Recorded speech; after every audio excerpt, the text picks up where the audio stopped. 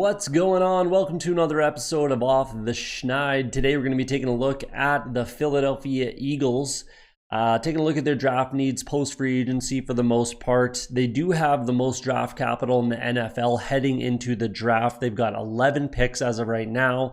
That is the most.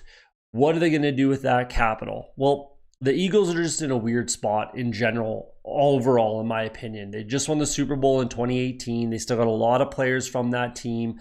They still have a ton of talent, a lot of, savvy vets that can still get the job done.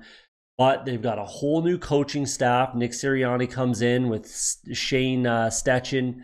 Jonathan Gannon's the defensive coordinator there now. New quarterback, Carson Wentz, goes to the Colts. Jalen Hurts, they're pretty much going to have to be all in there. So the Eagles are going to be an interesting spot. I really don't see them being bad enough to be in the top three, and I don't see them, maybe they make the playoffs. Maybe if everything goes exactly to plan, everything falls into place, and they kind of get a little lucky. I don't expect them to make the playoffs, but again, I wouldn't be crazy shocked if they did push for a playoff spot.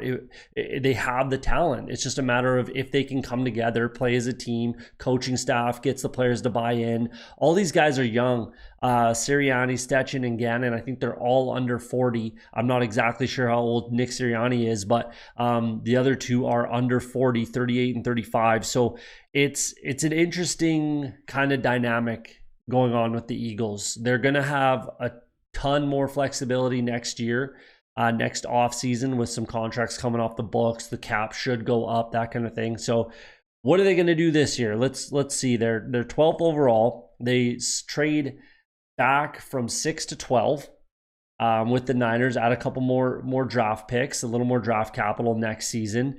Are they going to stay at 12? I wouldn't be crazy shocked if they made a move again, traded up or down, something like that. Could they look at quarterback? Maybe, like Jalen Hurts isn't that guy for them. So we'll see. I personally think you got to buy in. You got to go all in with Jalen Hurts this year. You got to see what he's got. You got to see what he can do and take it from there. So what do they need? I think the biggest need on this offense, let's start on the offense. I think the biggest need here is going to be wide receiver. Travis Fulgham, Jalen Reagor. Here's the thing. If Jalen Reagor is your best wide receiver, I personally hated the pick last year. I thought that they could have gone a couple other directions with that pick. They decided Reagor was the guy, and he needs to be that guy starting this year. But then is Jalen Hurts that guy? So you know what I mean? It's a weird spot. Greg Ward is still there, catching balls out of the slot, sure-handed former quarterback. Wes Watkins, John Hightower are still there.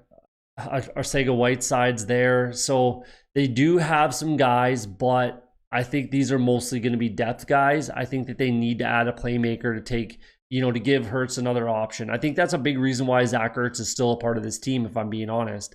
They just don't have enough weapons on the outside, and I think they know it. So Zach Ertz, Dallas Goedert, maybe one of the best, 1-2 tandem at tight end in the league. They're definitely up there. They're fine at tight end. Joe Flacco comes in as the backup. Sure, why not? It's fine for this year. I think they can void it after this season, so we'll see. Miles Sanders, Boston Scott still there. Elijah Holyfield. They got some guys at running back. I wouldn't be shocked. I mean, with all the picks they have, they could, add a piece pretty much everywhere. But I think they do grab a running back at some point in this draft. Offensive line, they're turning it over. They're starting to turn it over. There's still a lot of mainstays there, but there's not a ton of depth. I think Jack Driscoll is really the only kind of depth guy that you could really rely on. And there's been a ton of injuries on this offensive line in recent years. So I think they definitely need to address that, whether that's, with their first or second picks of this draft, we'll see. But I think they absolutely need to address offensive line. Moving over to the defensive side of the ball, they're still in a very good spot, in my opinion, on the defensive line. Javon Hargrave, Fletcher Cox is one of the best in the game. Brandon Graham is still very, very, very capable. Derek Barnett's very good. Josh Sweat's there, even Hassan Ridgeway. Like, they have some pieces on the defensive line. I don't suspect that they switch defenses, schemes at all. I think Gannon keeps a keeps a 4-3 from my recollection off the top of my head. That's kind of what he's run throughout his career as an assistant. So I think they're fine there. Linebacker, they could definitely address. I think I really liked Davion Taylor. I think I really liked him in the draft last year off the top of my head. So maybe he slides in somewhere. Alex Singleton was great. TJ Edwards was good when he played. I think he had a little bit of injuries last year as well. Jannard Avery's there. I think they could add a guy, but I don't think that, and I think that they will, again, with all their capital, but it's not an extremely pressing need for me. I think the biggest need on this defense is on the back end at corner. Darius Slay is still there for sure. You know, he's a quality guy, top 10 at least in the league. Avonte Maddox, I'm not sure is going to be the guy type of thing. He's a quality depth guy for sure, but I don't know if he's a starter right this second. So I look at corner probably with that first pick, that number 12, unless they move up or down. We'll see. Keep an eye out for my mock draft in a couple weeks to see what I think they do. Safety, I think they're in an okay spot. Kayvon Wallace I liked. Rodney McLeod actually led this team in pass defenses in he had an injury as well, didn't play all season, had a couple fumble recoveries, had a touchdown, interception. You know, he can still get the job done at the safety position. Anthony Harris comes in. But I do think that they're going to need some help pretty much everywhere besides the defensive line. I think the Eagles are probably going to take what the draft gives them, maybe look to move around, might look to move up if they have a guy in mind that they really like, whether that's, second, third round type of guy, whatever it is, maybe even in the first round. They have the capital. They absolutely have the capital to make some moves. And they can definitely shake up this draft.